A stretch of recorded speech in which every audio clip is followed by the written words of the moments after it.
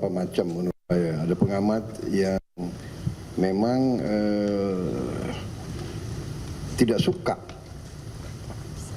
pemerintahnya sendiri berhasil karena berbagai motivasi. Tapi menurut saya mereka itu ya, menurut saya sikap mereka itu sikap yang sempit, bukan sikap patriotik. Jadi saya tiap hari saya dapat laporan intel, ya kan. Jadi saya ngerti lah, saya sudah tahu siapa yang biayai. Pada saatnya lah kita tertibkan itu semua. Masih di Satu Meja The Forum, Prof. Ikrar, saya lanjutkan. Kata ditertibkan itu yang sepertinya jadi pemantik untuk diskusi. Ya, jadi ini sebetulnya suatu cerita yang emang harus dijelaskan secara panjang lebar. Ya. Ini bukan persoalan apa yang diucapkan oleh Saiful Mujani saja atau halal bihalal saja, tapi itu diawali dengan bagaimana apa yang terjadi dengan teman dari Kontras itu ya, si Andri Yunus. Apa?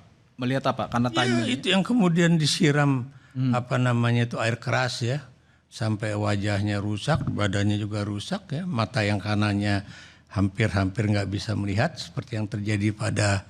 Prof. Ikrar mau melihat apa? Ada yang mau disasar kebebasan berpendapat? Anda bisa lihat ya bahwa itu bukan suatu yang terjadi begitu saja. Tapi kemudian bagaimana ada orang bertanya, Anda yang dari Kontras kan? Ya itu udah benar-benar ingin mengatakan pada orang ya bahwa ini benar yang kita siram air keras itu adalah aktivis yang waktu itu masuk ke dalam ruang sidang ya, dalam pembicaraan mengenai undang-undang TNI yang baru. Apa ya pesan yang dibaca Prof. Ikrar? Ya kalau saya lihat bahwa apa yang dilakukan itu adalah suatu penertiban terhadap orang-orang yang aktif di dalam meskipun demokrasi. Presiden ketika dikonfirmasi itu dalam sebuah pertemuan di Hambalang mengatakan, itu nggak boleh, itu pelanggaran, harus hukum. Iya harusnya beliau juga cari siapa dalangnya, dan sudah dilakukan kan oleh Puspa. Iya itu yang makanya udah banyak analisis ya, dalangnya nanti paling mundurnya paling pelaku sang kapten itu ya dengan anak buahnya. Padahal kita tahu dulu Pak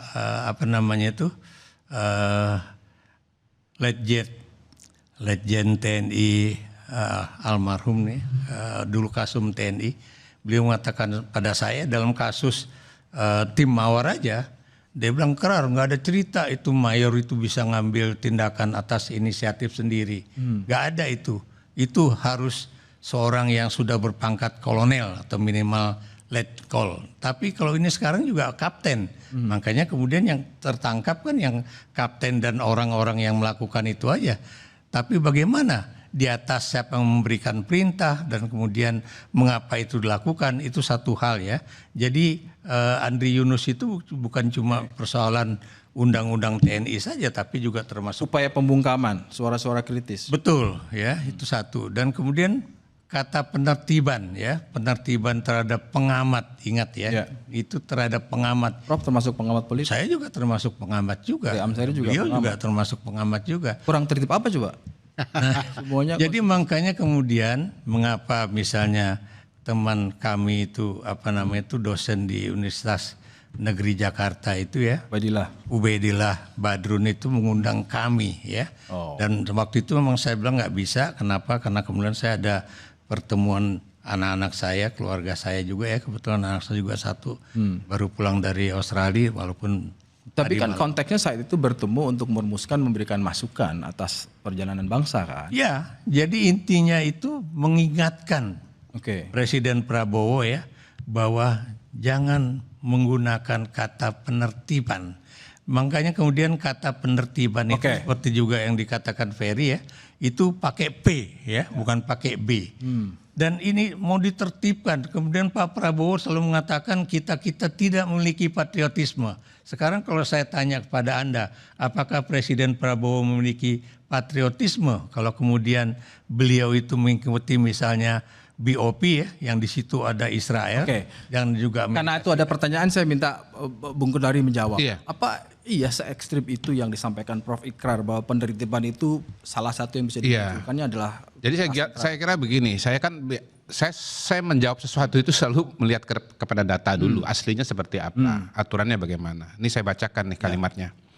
Mungkin karena merasa kalah, tidak punya kekuasaan, atau ada pihak yang hilang rezeki. Terutama maling-maling, koruptor-koruptor, ya kan, yang merasa rugi dong dengan pemberian kita. Kita mau tertibkan. Kalau saya memanai kalimat ini, yang mau ditertibkan itu adalah para koruptor, para maling. Itu yang lain lagi. Itu Bang, itu lain lagi. Apa yang tadi disampaikan Presiden fokus kepada pengamat Bang. Iya, ini ada itu kalimat sebelumnya. di depan, ada pengamat-pengamat yang tidak suka pemerintahnya sendiri berhasil karena berbagai motivasi. Tapi menurut saya mereka itu, menurut saya sikap mereka itu sikap yang sempit, bukan patriotik. Mungkin karena merasa kalah, tidak punya kekuasaan, atau ada pihak yang hilang rezeki, terutama maling-maling, koruptor-koruptor, ya kan, yang merasa rugi. Jadi ini kalimatnya itu, kalau saya bacanya itu adalah mengacu kepada koruptor itu, maling-maling. Jadi yang ditertibkan itu bukan soal pengamat, tapi maling-maling. Nah, nomor dua, selama ini Bapak Presiden itu sering ketemu dengan para pengamat, dan itu sudah dibuktikan beberapa kali, termasuk yang baru-baru saja ini di Hambalang. Dan beliau sangat terbuka untuk berdiskusi, berdialog.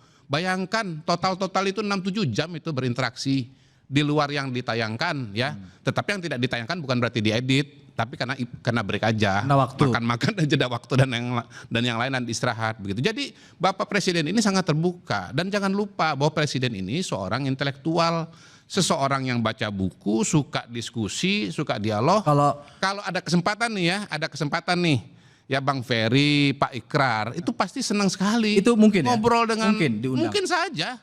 Gini saya aja udah pernah diundang juga ke istana. Ya?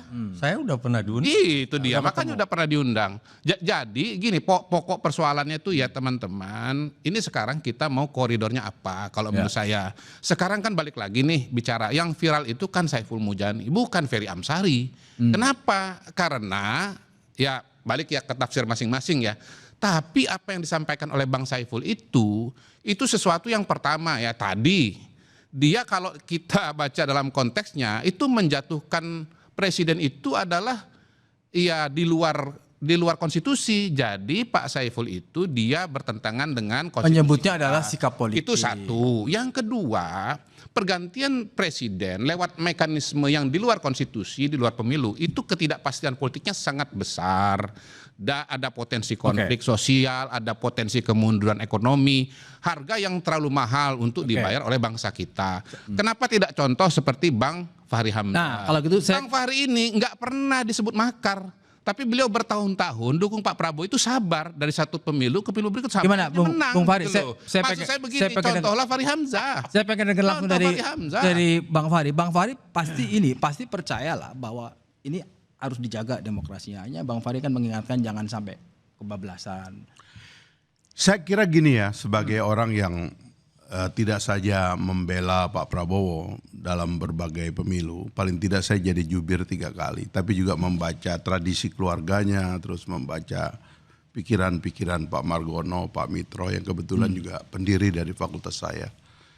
Dan membaca apa yang dialami oleh Pak Prabowo di zaman Orde Baru ya. Saya kira ini waktunya untuk teman-teman itu mencoba menarik diri sedikit untuk mulai memahami kompleksitas Prabowo ini gitu. Dan saya kira jangan terlalu kalau beliau berpernyataan itu langsung kena attack gitu. Nggak boleh ngambil diri gitu. Jadi misalnya istilah penertiban gitu misalnya, kemudian pengamat ya dan sebagainya itu jangan langsung merasa, waduh saya ini lagi terancam, saya ini mau ditertibkan, mau disiram air keras gitu kira-kira gitu. Menurut saya ini satu sikap yang mungkin mulai kita agak obati karena saya anggap itu datang memang dari trauma lama. Sekalipun fakta terbarunya ada kan Bang? Hah? Fakta terbarunya kejadian kan? Oh ya itu fakta kan dia nggak mungkin mentolerir yang kayak gitu. Prabowo itu orang yang nggak mungkin mengizinkan satu tindakan kekerasan itu terjadi di depan mata dia. Itu mustahil itu. Itu lalat pun kalau Anda tepuk dia bisa marah. Itu. Kenapa kamu tepuk lalat itu? Dia kan perlu makan juga. Kenapa semut itu kamu mesti usir? Itu kan sisa makanan kamu. Jadi tolong ini agak dibalikin dikit karena memang saya tahu blackmail kepada Prabowo itu selama Orde Baru karena sebagian memang gayanya. Dan orang tuh kalau cerdas kadang-kadang kan memang orang tuh agak takut tuh jangan Jadi kecerdasan. Bang Fadli lebih fokus ke soal cara ya. Jadi menurut saya ini ada traumatik dari satu generasi yang agak traumatik begitu dari masa lalu dan kemudian punya was-was sangka yang berlebihan dan itu gaya-gaya bicara Pak Prabowo itu dianggap attack kepada mereka padahal itu mustahil. Prabowo tuh tadi seperti Kodari bilang itu orang demokratis. Tapi kalau dia ngomong dengan bahasa orang timur ya saya ini orang timur. Saya ini juga banyak disalahpahami orang karena saya berbicara keras begitu. Tapi coba Anda bersahabat dengan saya kan nggak akan melukai. Saya akan mencari kata-kata yang paling puitis untuk membuat Anda tidak terluka. Bung Ferry mungkin belum kenal. Jadi mungkin itu yang menurut saya Tapi Bung Ferry agak saya perlu protes jawabannya benar. tahan dulu. Kita akan kembali setelah ini.